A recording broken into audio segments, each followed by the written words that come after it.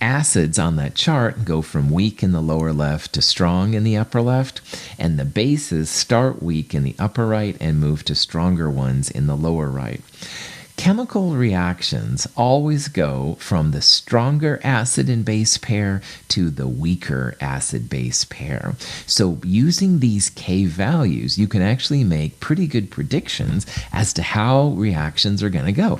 Will they go to product? Will they be made? Will they stay on the reactant side? And we're going to use those Ka or Kb values to figure this out, which is pretty clever. Here's an example with nitric acid. Nitric acid plus water makes hydronium plus nitrate. Now, normally I would write nitric acid with a one-way arrow. I would not write it with an equilibrium. But for this discussion, I'd like to think about it here as an equilibrium. Strong acids are 100% dissociated. So what that means is that strong acids will create weak conjugate bases, all right? So if nitric acid is as strong as I say it is, then that means that its conjugate, which is nitrate, is going to be one of the weakest bases of all. It can't compete with the strength of the nitric acid, all right? If nitrate tried to grab an H plus to make HNO3, it would quickly be reversed back to nitrate. So what this means is that nitrate is essentially not a base at all. It doesn't have any basic power. We can do the same kind of thing here for water and the hydronium ion. Now remember that this process here is pushing to the right. And if it's pushing to the right, not only is nitrate unable to push back to nitric acid, hydronium, we're going to say, can't push back to water. Like it can't give up its H plus to become water again. So literally, in this case, nitrate is not a base. It is literally pH 0. It doesn't do anything. It has no effect. I was going to say pH of 0, but that would be acidic, so that's really stupid. Sorry. Anyway, in this case, nitrate is not a base at all. It can't push back on the other one. And every acid and base reaction, again, will have two acids and two bases. And it's always going to lie, the equilibrium will always lie towards the weaker pair. And in this case, really, it's not an equilibrium at all. Those strong acids and strong bases push 100% to the product side. This one's going to be 100% product. K will be very large. And that's what it said on that chart right there. So nitric acid plus water makes hydronium and nitrate, all right? The strong acid pushes to the weaker side, so nitrate here is a weak base. And again, I wouldn't even use an equilibrium, honestly, but it's kind of a useful thing to think about. So in this case, nitric acid is a strong acid. It's stronger than hydronium, all right? Nitric acid pushes to the right. Hydronium doesn't push back to the left. So that means HNO3 is stronger than H3O+. Water is a stronger base than nitrate, all right? Water is also pushing, if you will, to the product side. Nitrate is not able to push back. So again, for this kind of reaction, K is very large.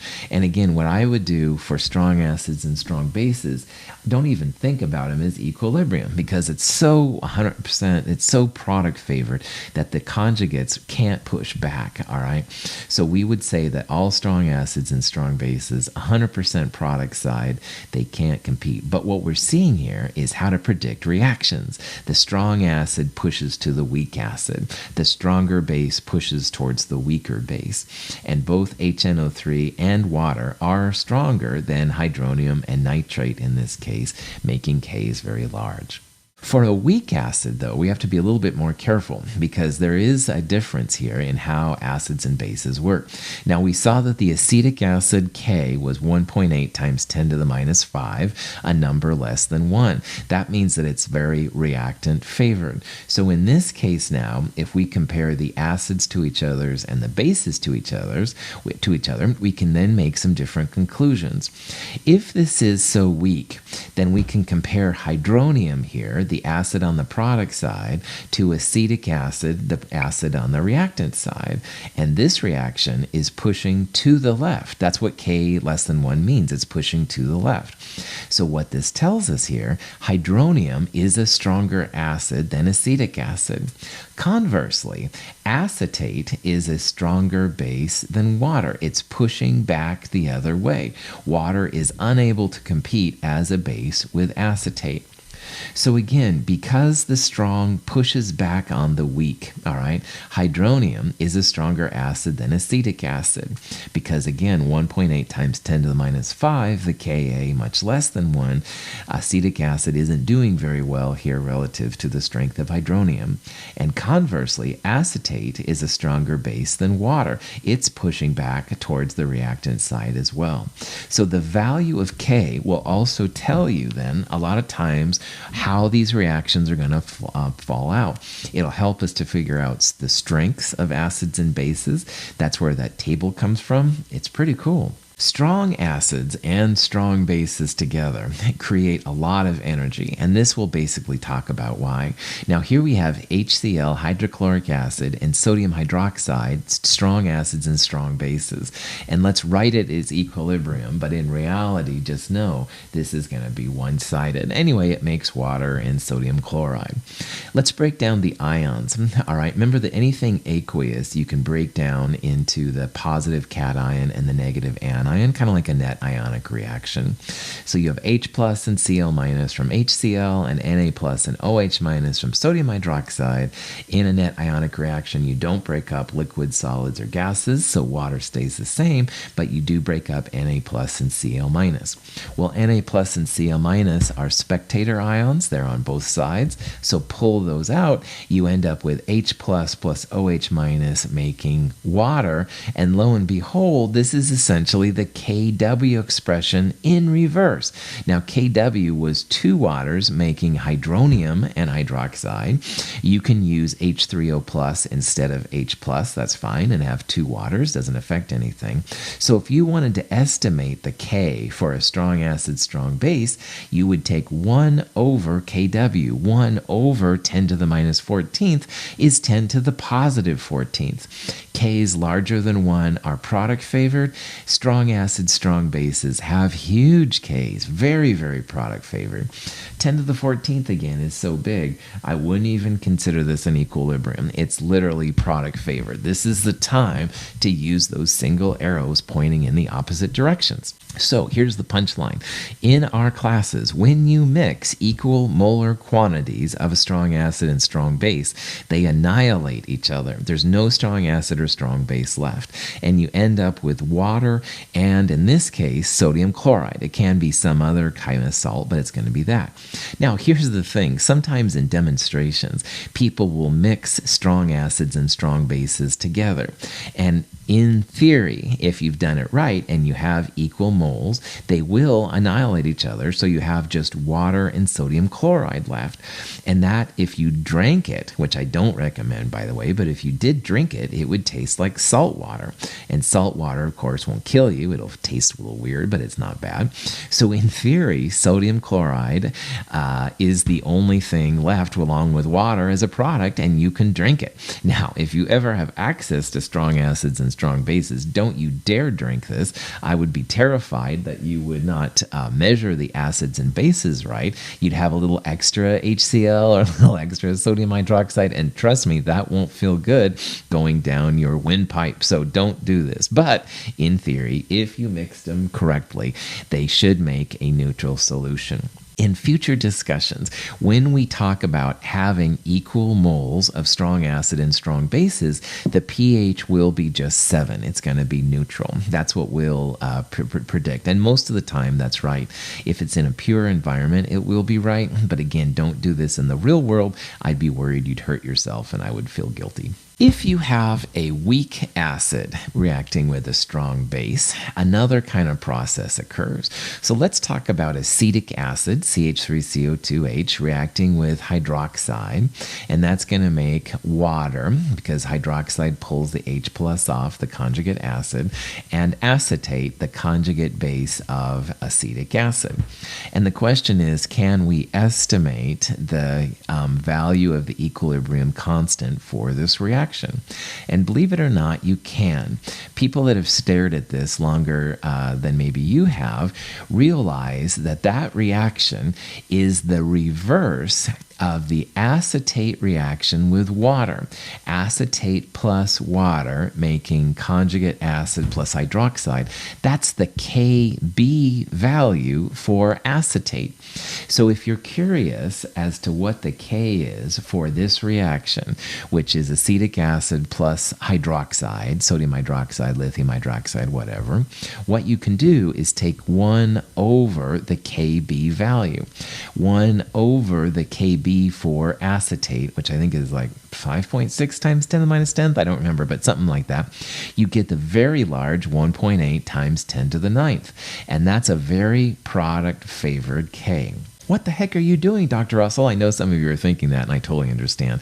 What this means for us is that if you take a strong base and you add it to a weak acid, it's going to be very product favored. We're going to assume that all the strong bases and strong acids push the equilibrium to the product side. That's what the 10 to the 9th number means there. We got it by reversing the reaction. 1 over the Kb is how we got that. Don't be too worried about that. But another thing that's interesting too, if you have equal moles of weak acid and strong base, they, by this large K, will knock each other out. You'll end up with water and acetate. And if you have equal moles of weak acid and strong base, those two wipe each other out. But the pH is going to be a little bit basic because the weak acid now has created conjugate base to take its place. And why that's so weird is that strong acids plus strong bases make essentially salt water, which in theory you could drink. Weak acids plus strong bases, if you add equal moles, you're actually not going to want to drink those. In this case, you'd have a slightly basic solution, and that will not taste good. That would not be good for you to drink. So, here what we've done is we've justified why strong acids and strong bases in this case push reactions to the product side, all right? But the other thing is that if you have equal moles of weak acid and strong base, you don't have a neutral solution. The weak acid creates its conjugate base. The pH is going to be basic when the 2 moles are equal. This is an example with a strong acid and a weak base, okay? Now, hydronium is the product of a strong acid, so HNO3 makes essentially hydronium. And ammonia is a weak base, so it's going to react together to make water and ammonium, all right, the conjugate acid of ammonia, etc., etc. And absolutely, we can predict the value of K. If you look at that reaction long enough, that's the opposite of the Ka for ammonium. So ammonium, NH4 plus, is a weak acid. And Ka for ammonium would be NH4 plus water. And the products would be hydronium. Ammonium is an acid, so it creates hydronium, plus the conjugate base ammonia. So if you wish to guess the K value for a strong acid plus ammonia, take 1 over the Ka for ammonium. And that number comes out to be 1.8 times 10 to the 9th. That's also very product favored.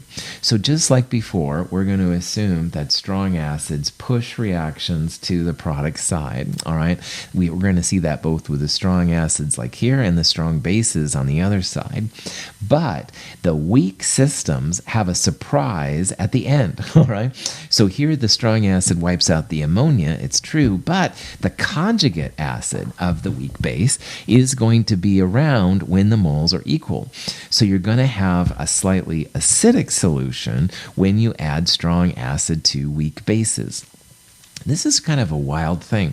So here's what we've seen so far. Strong acid plus strong bases. You add them together, very product favored, but you end up with basically water and some kind of salt, pH neutral. Here we have a strong acid and a weak base, and you add equal mole amounts. You end up with a slightly acidic solution. It's not from the strong acid, it's the conjugate acid of the weak base. And earlier we saw a strong base plus a weak acid. They wipe each other out, very product favored and stuff. However, at the end, you end up with a weakly basic solution then. Those weak acids have kind of a surprise when the moles are equal. This is not something you see with strong acids and strong bases. It's a fascinating thing that's going to have implications for what we do coming up. So this reaction, hydrochloric acid plus carbonate, makes chloride and hydrogen carbonate. And the question is, for this reaction, decide if the equilibrium lies mostly on the right or the left, all right? And it could be exactly in the middle, which is kind of funny, but anyway, no, or none of the above. Well, here's the punchline. Look for strong acids and strong bases. Strong acids and strong bases always push to the other side. So HCl here is absolutely going to push this reaction to the product side. This is going to be a reaction pushing towards the right.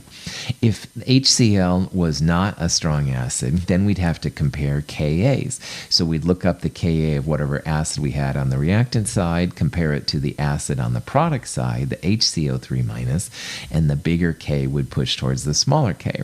But in this case, if you have a strong acid or a strong base, they push big time to the opposite side. Hydrogen fluoride is an acid and can donate a proton to a base, such as ammonia. As a base, NH3 accepts the proton from HF to produce a fluoride ion and an NH4+ ion. HF and fluoride ion constitute a conjugate pair, as do ammonia and ammonium ion. As a chemist, it's cool to know that if you add equal moles of strong acid and strong base, you end up with a neutral solution. It's also nice to know that if you add equal moles of strong acid and weak base, you'll end up with a slightly acidic solution, etc., etc. Weak acids plus weak bases, it's much more difficult to tell what's going to happen at the end point, because in a weak acid, weak base, both the acid and its conjugate base and the base and its conjugate acid, they can all have an effect on the overall pH of systems. So knowing where weak acid and weak bases will end up takes a little bit of consideration. The product cation will be the conjugate acid of the weak base. The product anion will be the conjugate base of the weak acid. All right, and that's totally fine, but it's who knows, like, will you have more acid? Will you have more base? We're not going to talk as much about weak acid and weak base interactions because they're kind of tricky. You'd have to know the individual values of K for both acids and both bases on the reactant and product side and compare them to see which one would dominate. pH of the solution does depend on the strengths, the Ka and Kb values of the cation and anion relative to the acids and bases. And so basically what this is this is an overview of why we're not really going to study weak acid plus weak base reactions so much in Chem 223.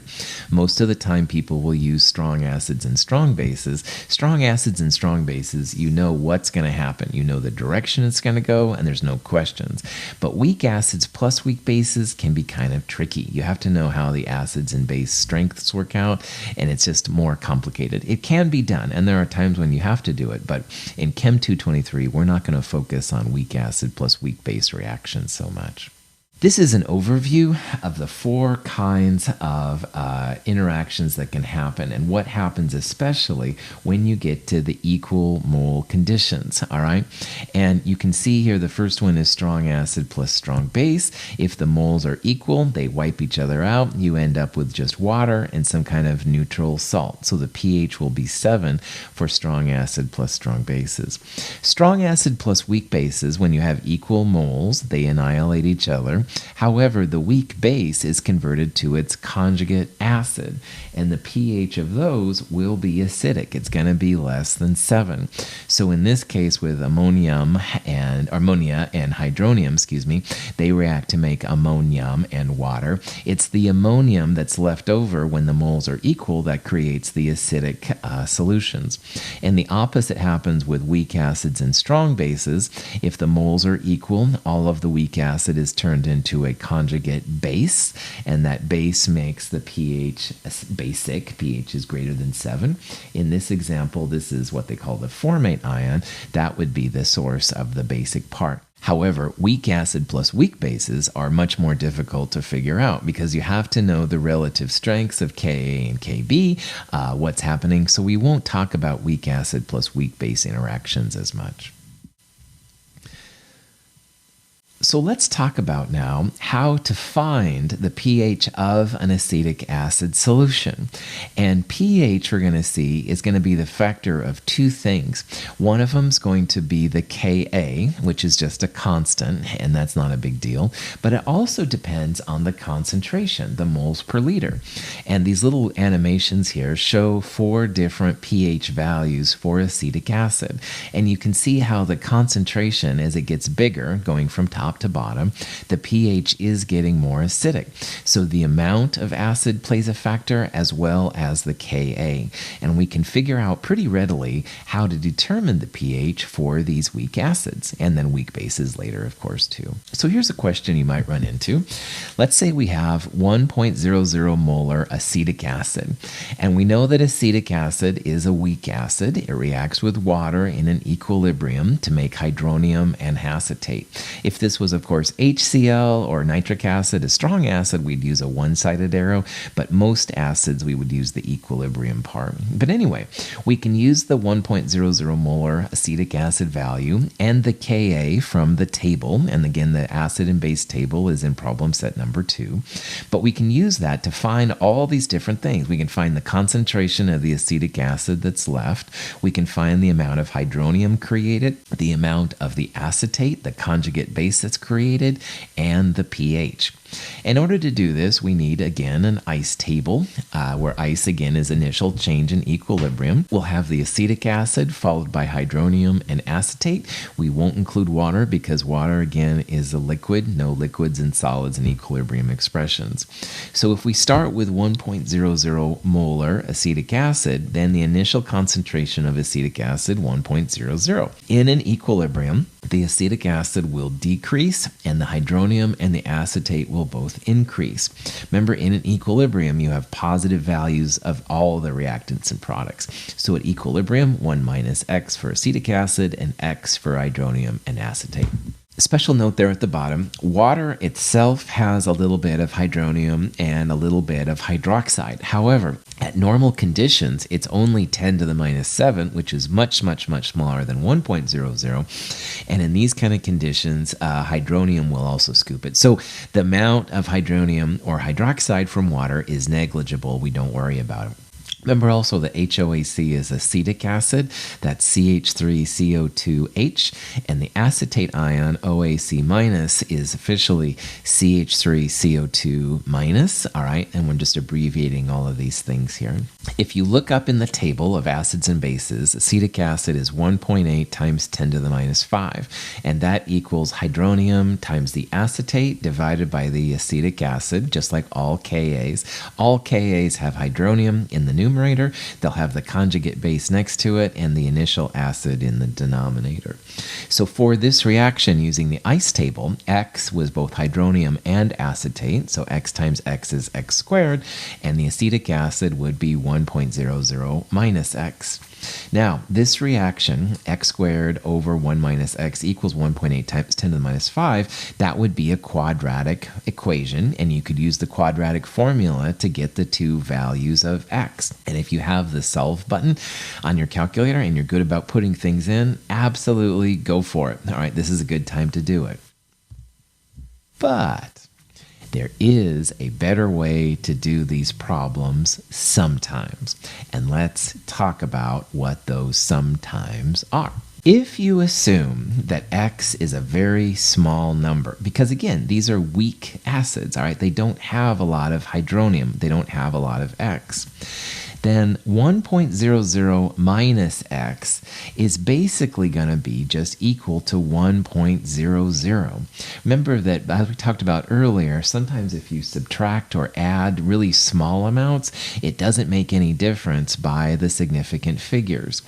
And if that minus X right there is small, then 1.00 minus X is basically equal to 1.00. And that makes your life a lot easier, because if you can pull that minus X out, then you have 1.8 times 10 to the minus 5 equals X squared divided by 1.00. So again, what we just did there is we assume this little X right there is so small relative to 1 that 1 minus X is just equal to 1. And you can see that makes your life pretty easy. 1.8 times 10 to the minus 5 equals X squared divided by 1. So X squared would be 1.8 times 10 to the minus 5 times 1. X would be the square root, 1.8 times 10 to the minus 5 times concentration of acid. Let's abbreviate that. Square root Ka times Ca. Remember that something to the 1/2 power is square root. So you could also write this square root Ka times Ca, and that equals hydronium. And this is a pretty awesome expression. Now, Ca stands for the concentration, the moles per liter of our acid. In this case, it was 1.00, but you could put in any number you want. And as long as X is small relative to the concentration, hydronium equals square root Ka times Ca. So you don't have to use your quadratic equation or your solve function if this kind of relationship works. This relationship works really well almost all the time in our classes, all right? If it does work in this example, hydronium equals square root Ka times Ca, square root 1.8 times 10 to the minus 5 times 1.00. Remember, Ka, the number comes from the table. That's something you look up. Ca is the concentration of your acid, so 1.00 is the concentration here. So square root Ka times Ca, square root of 1.8 times 10 to the minus 5 comes out to be 4.2 times 10 to the minus 3 moles per liter. That's the concentration of your hydronium. That's also equal to the concentration of the conjugate base. Remember, those two were both equal to X in the ice table, so that number works for two different things. pH equals minus log of hydronium, so minus log 4.2 times 10 to the minus 3 equals 2.37.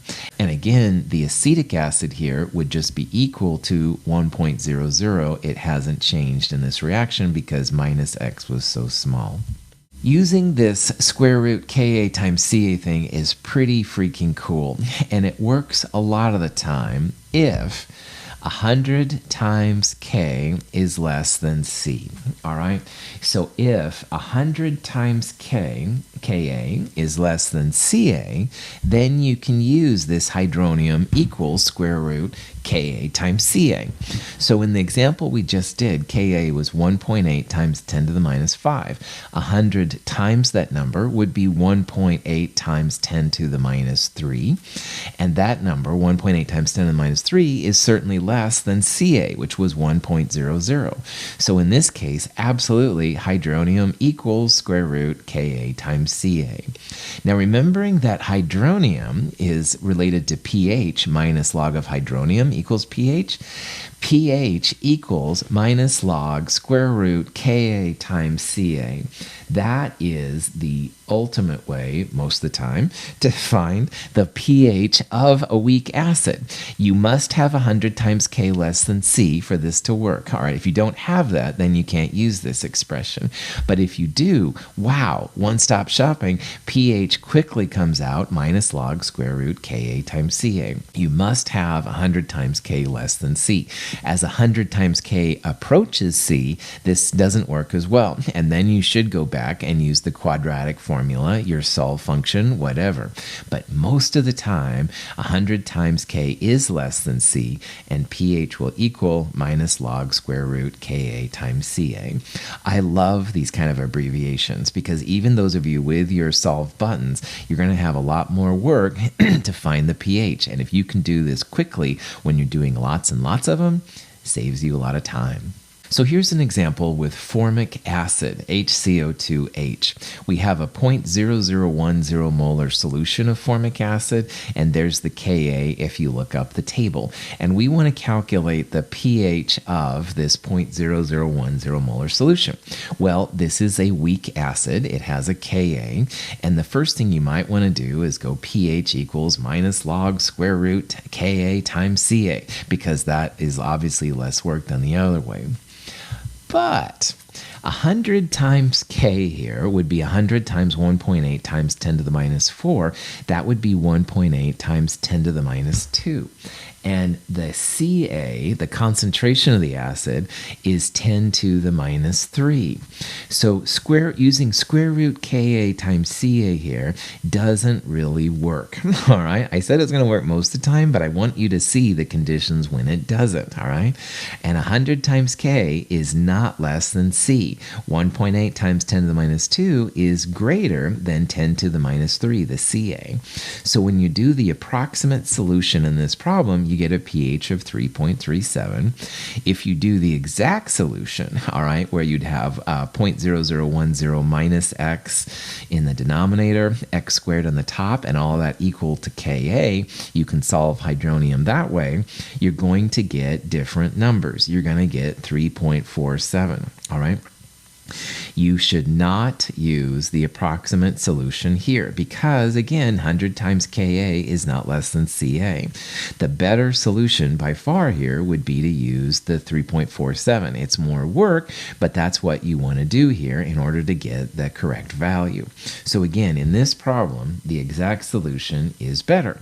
100 times K must be less than Ca. However, like I said, most of the time in this class, 100 times K will be less than C. You should go through and use square root Ka times Ca. Bases can be weak, just like acids can be weak. There's a whole bunch of different possibilities.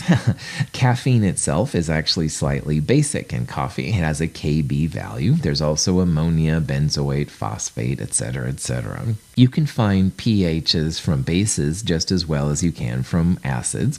Let's look at an example with an ammonia solution, 0.010. Ammonia reacts with water. It makes ammonium and hydroxide. Hydroxide means this is a Kb. Ammonia is creating hydroxide. It's a base, 1.8 times 10 to the minus 5. Let's calculate the pH of the solution. No problem. So like before, ice table, ammonia, ammonium, hydroxide. Keep water out because it's a liquid.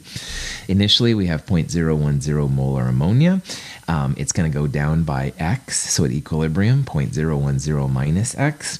On the other hand, ammonium and hydroxide will both increase by x. So here's the different values at equilibrium. And we'll set all of those equal to Kb, like we did with the Ka in the last example. Kb 1.8 times 10 to the minus 5, that equals x squared on the top, 0.010 minus x on the bottom. And again, at this point, this would be a quadratic formula. This would be a time to get out the solve function and figure out, and that's totally fine. However, just like with acids, you can do a similar kind of thing. If 100 times K is less than C, you can pull out this little minus x right there. And sure enough, 100 times 1.8 times 10 to the minus 5 is 1.8 times 10 to the minus 3. 0.010 is 10 to the minus 2. So here, 100 times K is less than C. So if you pull out that minus x, then you have 1.8 times 10 to the minus 5 equals x squared divided by 0.010. X squared equals Kb times Cb, or the square root of Kb times Cb equals hydroxide. If you do that, hydroxide 4.2 times 10 to the minus 4 moles per liter. If you use the exact values, all right, and this is what I did right there, you'll see that it still comes out to be the same. So again, as long as 100 times K is less than C, you can use these approximations in Chemistry 223.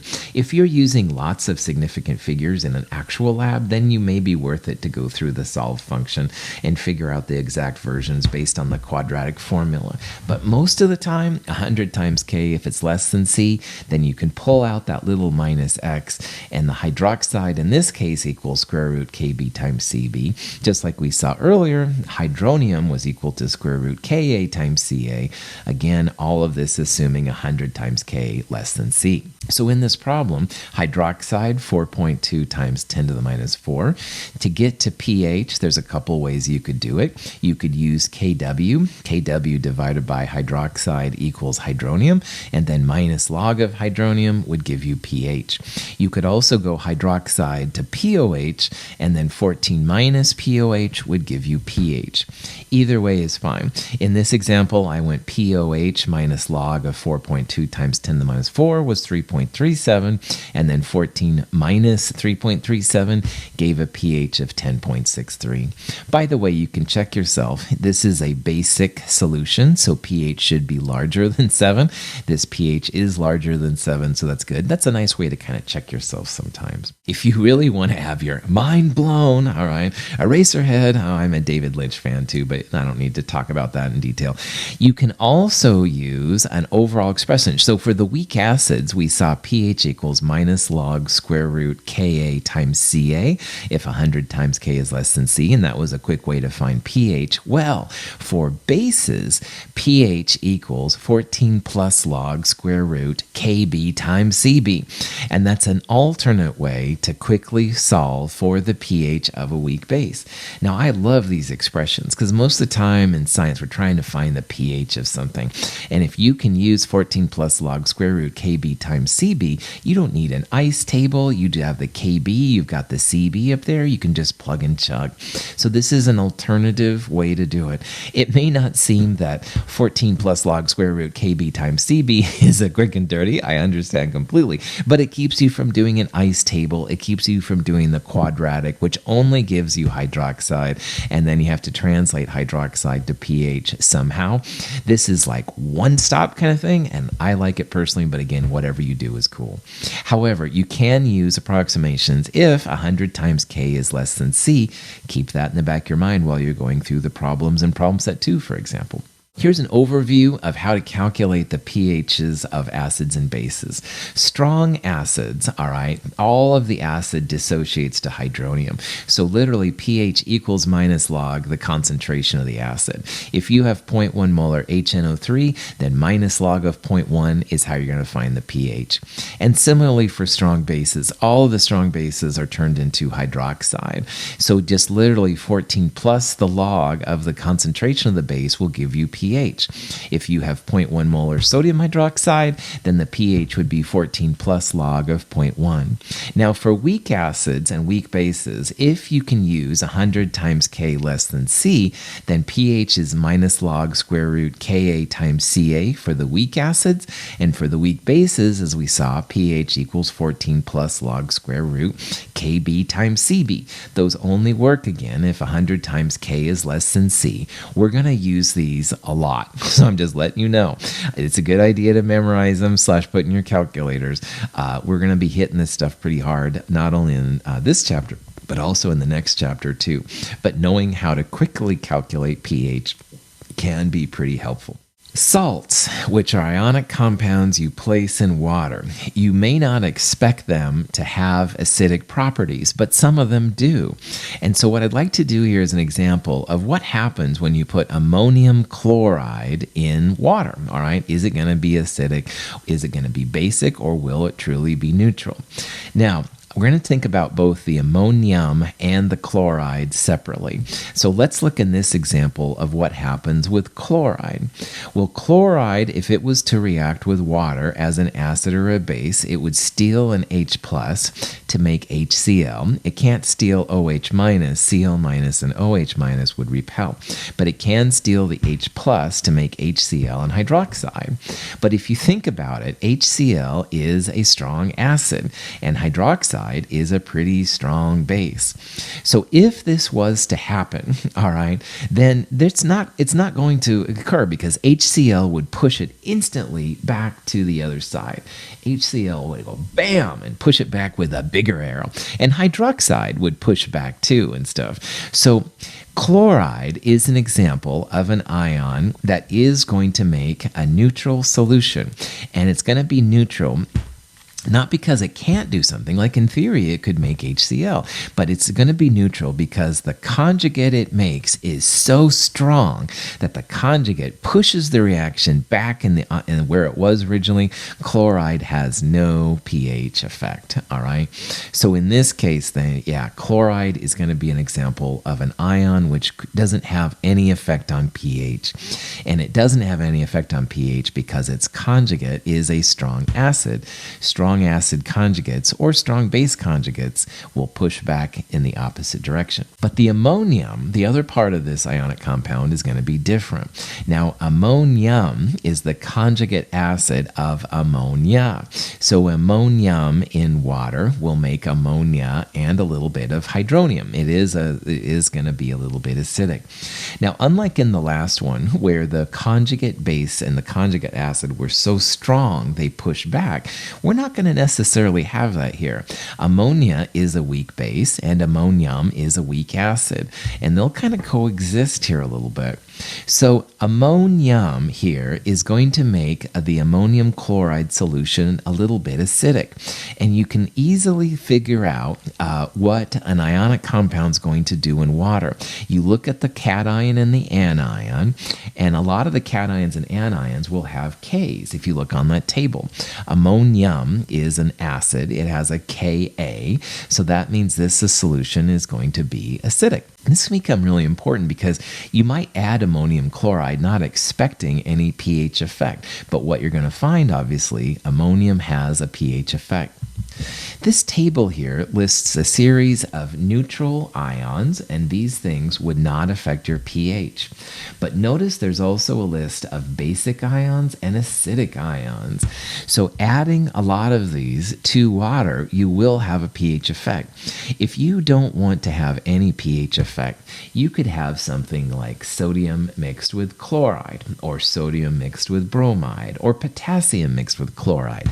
Use ions on the left-hand side there. On the other hand, if you start adding phosphates or hypochlorites or sulfates, these kind of things, or even fluoride, they're going to create basic solutions. Acidic solutions can happen too. Ammonium is a great example of that because it's a weak acid.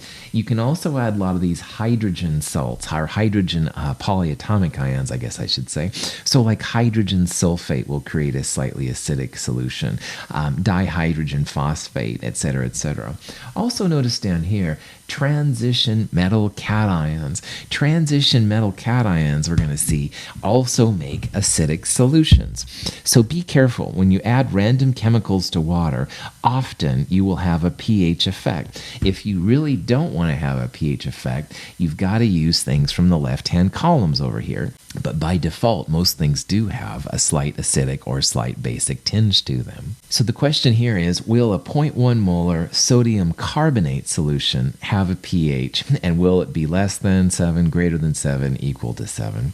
Well, to analyze a problem like this, think about cations and anions. And the sodium ion, all right, which is Na+, sodium ion is the conjugate of sodium hydroxide. And all the conjugates of those strong acids, strong bases will not affect pH. So the sodium ion here will not affect your pH. The carbonate, on the other hand, carbonate is not the conjugate of a strong acid or strong base. And if you look up in the table of acids and bases, carbonate has a Kb. It's actually a weak base. And because it has a Kb on that table, and B stands for bases, and bases are greater than 7, we would expect this solution to have a pH greater than 7 when you place it in water. So notice here what we did. We broke the cations and anions down and analyzed them separately. Conjugates of strong acids and strong bases don't affect pH. This is another reason why I wanted you to memorize those lists of strong acids and strong bases earlier.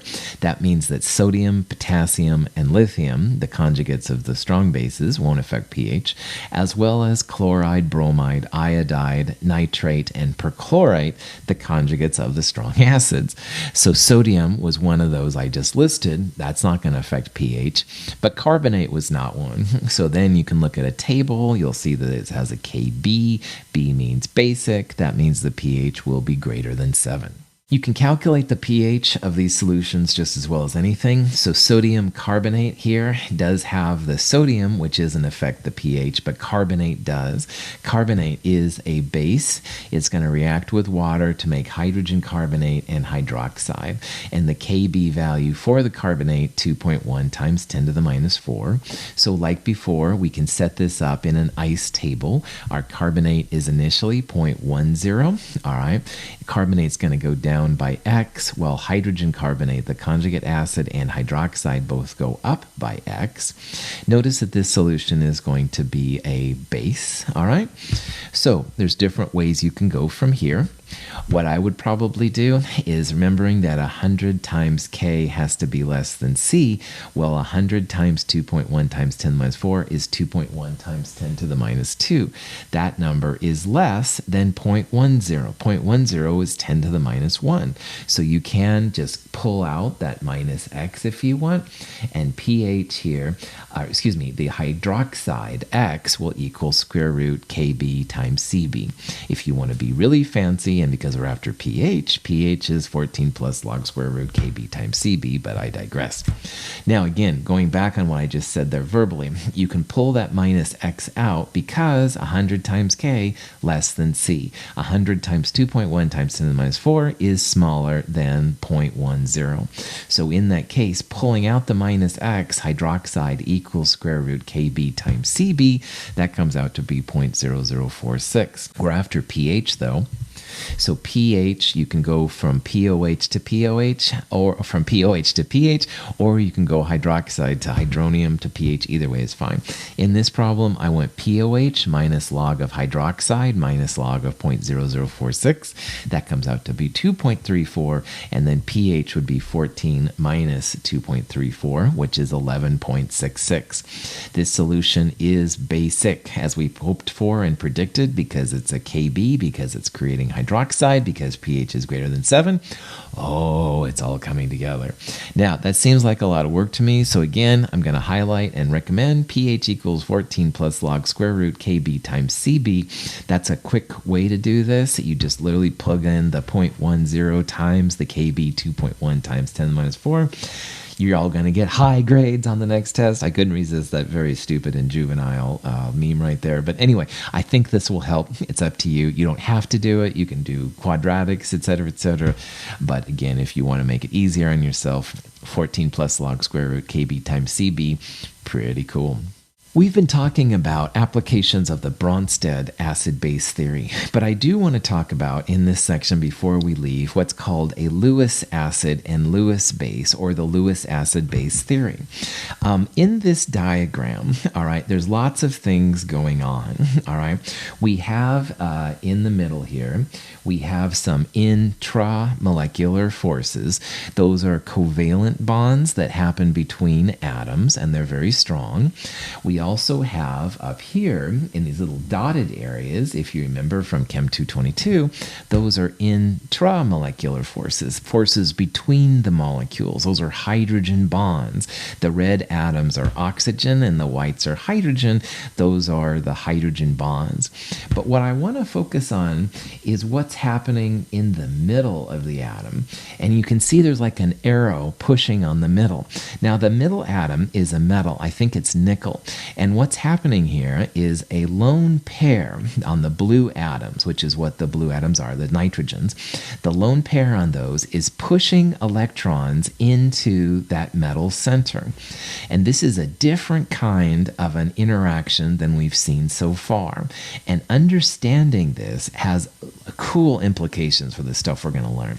And Lewis was the person that kind of pulled this together, the same Lewis of Lewis structures, by the way. So let's check out more about what that lone pair pushing itself into a metal is all about, and why you might use an arrow there instead of like a regular bond or a dotted line for the IM forces from Chem 222. To understand Lewis acid and base theory, we need to define first what a Lewis acid is and what a Lewis base is. A Lewis acid is an electron pair acceptor. It's some kind of an atom that can accept a lone pair of electrons in it. So in order to have a lone pair accepted, you must have an empty orbital. And boron trifluoride is the classic Lewis acid. Boron is one of the group 3A twisted metals. I've called them twisted metals since Chem 221, and now you'll finally see why. That empty 2p orbital on boron is kind of sticking out above and below the trigonal planar boron molecule right there. It's an empty orbital, doesn't have any electrons in it. That's going to be a good place to accept a lone pair of electrons. Ammonia, NH3, is a classic Lewis base. Ammonia, like most things with nitrogen, has a lone pair on the nitrogen. So I'm going to draw the lone pair in right there, but you can see that that should be on the molecule rotating. That should be a tetrahedral electron pair geometry. It's a trigonal pyramid molecular geometry. That missing little part at the top of the tetrahedron is where that invisible lone pair is. So ammonia is considered a Lewis base. It's going to be able to donate its electron pair into a Lewis acid, into some kind of atom that can accept those lone pairs of electrons. When you have a Lewis base donating its electrons to an empty orbital in a Lewis acid, you create what's called a coordinate covalent bond. It is a bond where electrons are being shared, covalent bonds, but all of the electrons come from one atom, and this is different. So in boron trifluoride right there, each of those BF bonds is a regular covalent bond because one electron is coming from boron and one electron is, if you will, coming from fluorine. In a coordinate covalent bond, both electrons come from the same atom, and they push themselves into the empty orbital of the Lewis acid. Boron trifluoride is a Lewis acid because it has a deficiency of electrons. Ammonia acts as a Lewis base by donating its lone pair of electrons into BF3's vacant valence orbital. The product of this Lewis acid-base reaction is a single molecule with a new bond, called a coordinate covalent bond, because both the electrons for the bond come from only one species. Sometimes in pictures, the coordinate covalent bonds are listed with an arrow like that. It's trying to show that both electrons come from one atom. You do go from a trigonal planar boron to a tetrahedral-like boron. All right, it does actually affect the geometry. The Vesper rules we looked at in Chem 222 were all about electrons being repelled. Now this boron has an extra set of electrons in that orbital, which changes all the geometry and stuff like that. So this is a type of an acid-base theory. Now, in Bronsted acids and Bronsted bases, the acids were hydrogen donators and the bases were hydrogen acceptors. In Lewis acids and bases, you have to have some kind of empty orbital where electrons can be accepted, and the bases will have lone pairs where electrons can be donated. And believe it or not, Bronsted acids and bases can be seen as a subset of the Lewis acid-base theory. So here's like an H plus reacting with water to make hydronium. Well, H plus is the acid. It's missing lone pair, doesn't have electrons. Water, on the other hand, definitely has lone pair electrons. It pushes its lone pairs into the H plus, if you will, to make the H3O plus hydronium ion. Sometimes they call these adducts, a Lewis acid, Lewis base adduct. That just means the Lewis acid and Lewis bases come together. Ammonium from ammonia is the same thing. Ammonia is the Lewis base. It's reacting with the Lewis acid H plus. plus to make ammonium. Notice here that Lewis bases must have lone pairs, all right? You can't have a Lewis base if it doesn't have any lone pairs on it. So without a lone pair, you're kind of out. Nitrogen, oxygen, a lot of the halogens like chlorine are great Lewis bases. On the other hand, the Lewis acids are going to be places where you can put electrons. Hydrogen is obviously a good one here.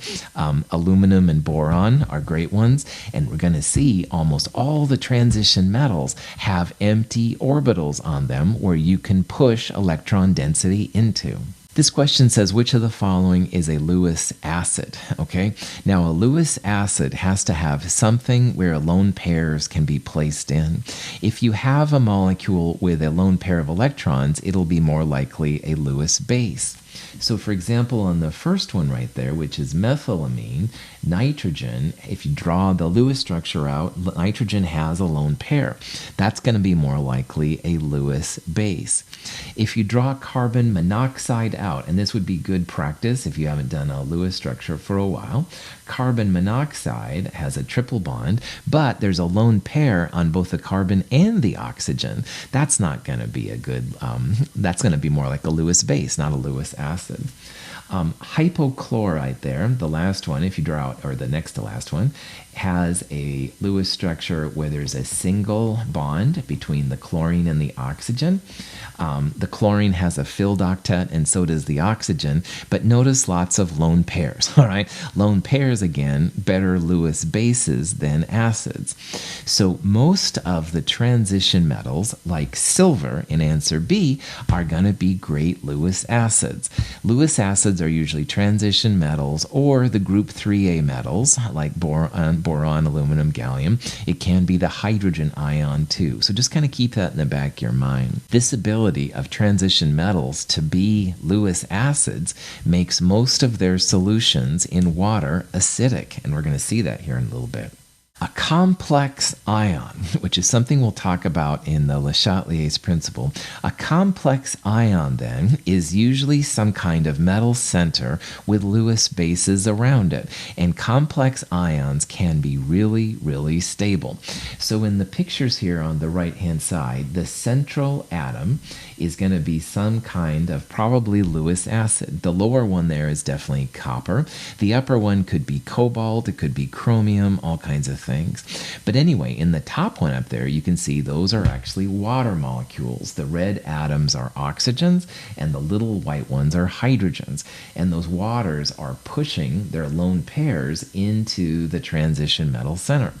The lower picture, it's ammonia. So the blue atoms are nitrogen, and they're pushing those arrows right there, their electrons into that copper center to make these complex ions. All metal ions form complex ions with water, like the one up there on the top. And the number of water molecules, will vary. So X is the number of water atoms, molecules, is usually between 4 and 6, all right? So some transition metals will have just 4 waters around them, some will have 6. We don't need to worry about that in this class, but they will form these complex ions. And complex ions have huge implications for the reaction in a chemistry lab. In the test tube is a solution of copper sulfate. When we add a few drops of ammonia, the ammonia acts as a Bronsted base and causes the precipitation of solid copper 2 hydroxide. The solution turns a cloudy blue. If we then add a much larger amount of ammonia, the solution turns a very dark blue. The precipitate dissolves upon direct reaction with ammonia molecules. The ammonia has donated its electrons to the copper ion, and so now acts as a Lewis base. Ammonia is a Bronsted base and produces hydroxide ion in solution that can lead to formation of solid copper 2 hydroxide.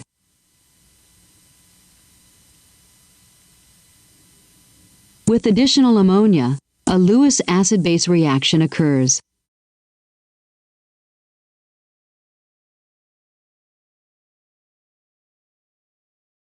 So this is kind of cool. Imagine you're a scientist and you're studying copper, and copper in water has kind of a light blue kind of a color, like the lower part of that beaker right there. And you add a little bit of ammonia. Now, ammonia is a weak base, and it does create some hydroxide. So the first thing that you see is kind of a solid. All right, it's kind of a blue-white solid, and that's copper 2 hydroxide, an insoluble compound. And copper 2 hydroxide you can precipitate out, you can filter it, whatever, and get it. But let's say you're like, man, I got to make a lot of copper 2 hydroxide. So you add excess ammonia. Well, all of a sudden then your copper 2 hydroxide solid goes away, and you end up with this wild dark blue solution. Well, this dark blue thing is a complex ion, and this is just the effects. Like sometimes people will say like, hey, if I made, if I had 1 mole, I get the solid. If I had 2 moles, I'll get more solid. No, that doesn't always work out, because sometimes complex ion equilibria kicks in and you end up dissolving your solids. So in the beaker on the left, the lower copper solution, that's actually copper surrounded by water molecules. So waters are acting as the Lewis bases, and copper is the Lewis acid. The waters are displaced by a little hydroxide, because copper 2 hydroxide is pretty insoluble, but you keep adding extra ammonia. Ammonia actually kicks the hydroxides out, and you end up with the complex ion CuNH3 4 to the 2 plus, which is that cool dark blue thing. Very, very wild. This really stumped scientists for a long time, like what the heck was happening? And so complex ion formation is the answer here. And these are all just Lewis bases reacting with the Lewis acid. The Lewis acid is almost always a transition metal, and the Lewis bases, again, will be things like water, ammonia, hydroxide, stuff like that. Just depends on which one you've got. So there's some really interesting chemistry that happens in the Lewis acid base arena when it comes to transition metal. Oxygen binds weakly to the iron ion at the center of a heme group in the hemoglobin molecule. In an oxygen-poor area of the body, the O2 is easily removed. Carbon monoxide, in contrast, binds very tightly to the iron and is very difficult to remove. The presence of carbon monoxide makes it impossible for the blood to transport oxygen effectively. Thank heavens for these Lewis acid base adducts, because without that, we wouldn't be able to breathe. Oxygen coming into our bodies is attracted to the iron in heme in our blood. It has a weak bond. It goes then to somewhere where the oxygen is needed, and because it's a weak bond, the oxygen can be kicked out. So it gets oxygen to the places in our body that needs it. On the other hand, carbon monoxide is another thing that makes a Lewis acid Lewis base interaction with the iron. Unlike oxygen, though, that's a pretty strong reaction, and it's harder to dislodge the CO. That's what causes people to die and stuff when there's carbon monoxide poisoning. If you have a carbon monoxide detector, of course, it's a good thing. It'll detect it, stuff like that. Complex ions will undergo what's called hydrolysis to give these acidic solutions. So we saw earlier that most transition metals have lots of waters around them. Well, some of the waters around the metal can break down a little bit. This is an example with copper. All right, copper with 4 waters around it can react with water. It makes copper with 3 waters and then a hydroxide. And notice your positive 2 goes to a positive 1 because hydroxide's negative 1. But one of the H's in the hydrolysis is kicked out as hydronium. Now this is a Ka expression. Remember here that in a Ka you have some kind of weak acid plus water. It makes the conjugate base, which is that weird thing, and hydronium. So this has a Ka. It's a hydronium creator. You could think about this as equilibrium. If you want, you could put the other arrow back because they're going to be small. But this also explains why transition metals in water almost always acidic, all right? This hydrolysis process, water is pulling one of the H pluses from this complex ion, and it makes a little bit of an acidic solution. It's not like HCl acidic by any means. It's a weak acid, but it is enough to be measurable, and that's kind of important. So the question is, will a 0.1 molar iron 3 chloride solution have a pH which is, and then there's the three possibilities. Okay, chloride is the conjugate of a strong acid, HCl. So chloride doesn't affect anything. But iron, a transition metal like we just saw, is a great Lewis acid. And those Lewis acids will a lot of times create hydrolysis, which will create a slightly acidic solution. That's going to make our pH less than 7. Transition metals will usually make solutions which are a little bit acidic, and that's kind of an interesting thing. So make sure you know where the transition metals are on the periodic table, stuff like that. The main group metals don't do this. So like magnesium and calcium, potassium, they don't do the hydrolysis thing like the transition metals do. It's only the transition metals which seem to do this. This leads us to the idea of amphoteric systems. An amphoteric system is just a system that can act as both an acid and a base. And if you know about Lewis acids and Lewis bases, you'll be able to see why. Now, we've already seen that water is amphoteric. It can act as both an acid and a base, but there's a lot more than that. Aluminum is a great example of an amphoteric atom. In this case, aluminum hydroxide, it's reacting with H+. The H+ is reacting with hydroxides to make water. You end up with Al3+. In this case, aluminum hydroxide is acting as a Bronsted base. All right, the hydroxide is accepting the H+ to make water. Aluminum's kicked out. So this case, aluminum hydroxide is acting as a Bronsted base. However, the same aluminum hydroxide can, in excess hydroxide situations, create the complex ion AlOH4-1. Now in this one, aluminum hydroxide with its group 3A twisted metal does have an unused 3p orbital. And that 3p orbital can have electrons pushed in it from a hydroxide. So hydroxide in the second example is the Lewis base, and aluminum hydroxide is acting as a Lewis acid.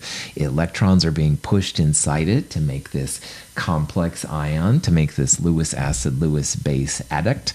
So wow, aluminum hydroxide can be an acid and a base, just like we've seen water can act as an acid and a base. There are several examples of these compounds that go back and forth. This picture shows in a little bit greater detail what's happening. In the first one, we have just aluminum plus 3, and that's just a clear solution, no big deal. You add some ammonia, all right, and the ammonia is a hydroxide creator, so you end up making AlOH3, and that's a fairly insoluble compound, so you can see it's kind of white right there. Well, if you add extra hydroxide, all right, and if you add sodium hydroxide, this would definitely do it, the white solid goes away.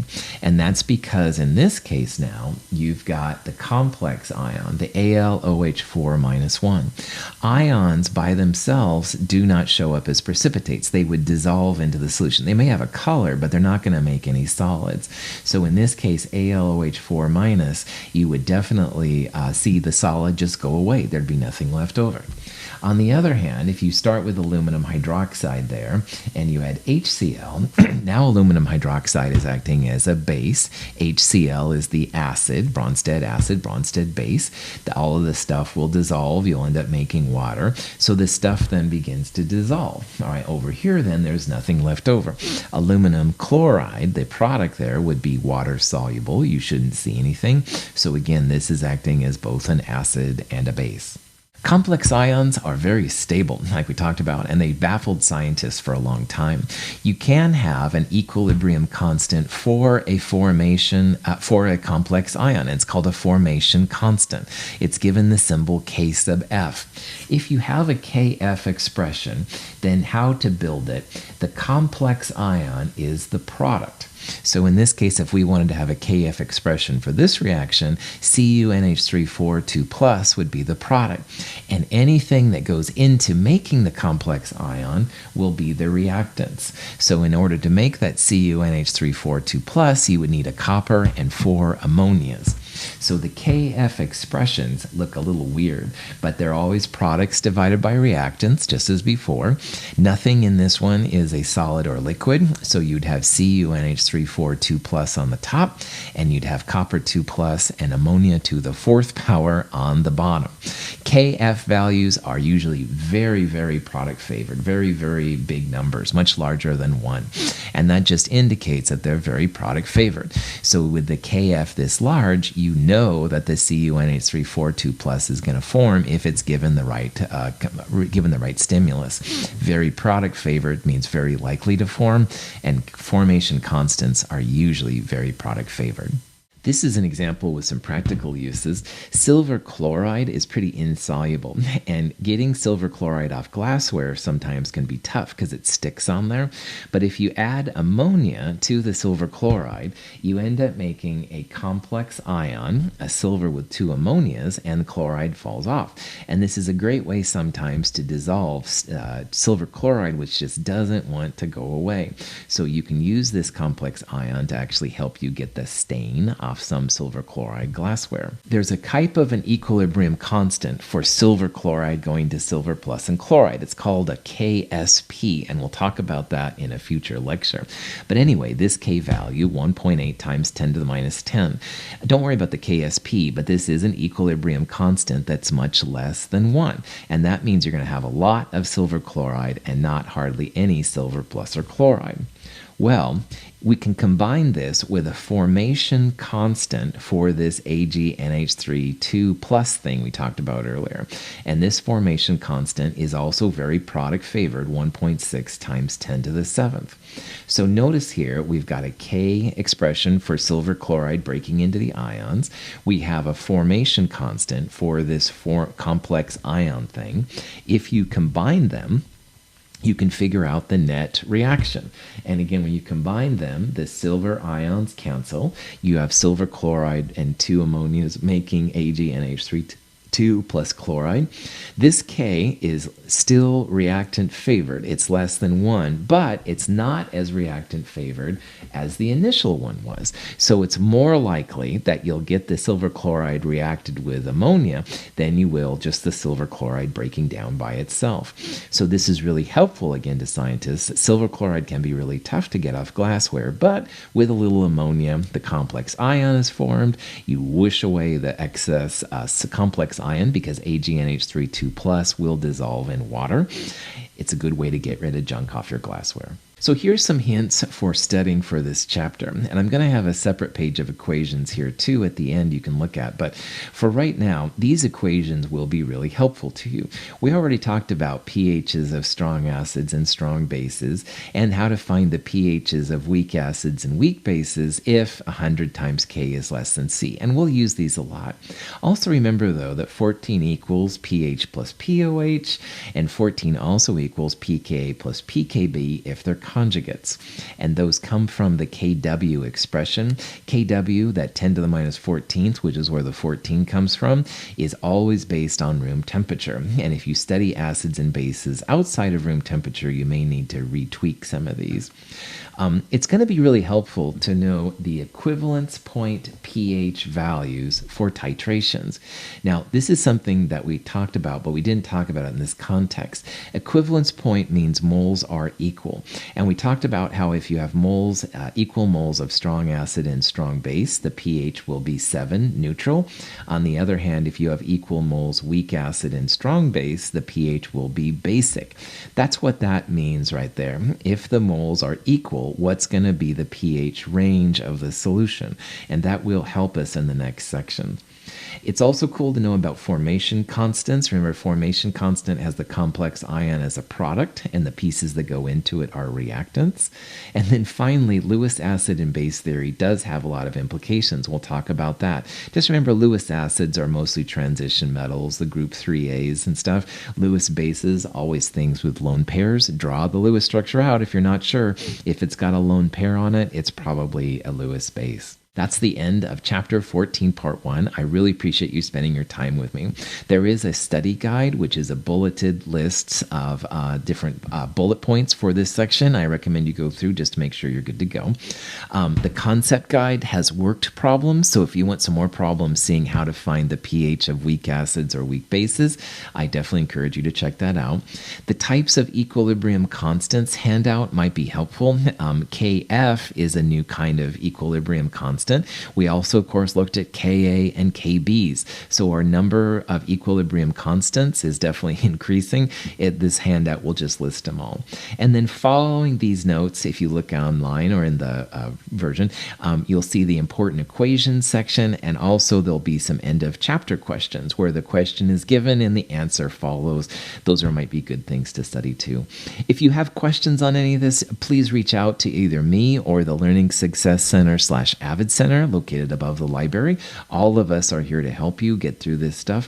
Thanks for spending your time with me. Good luck with your studying and have a wonderful day.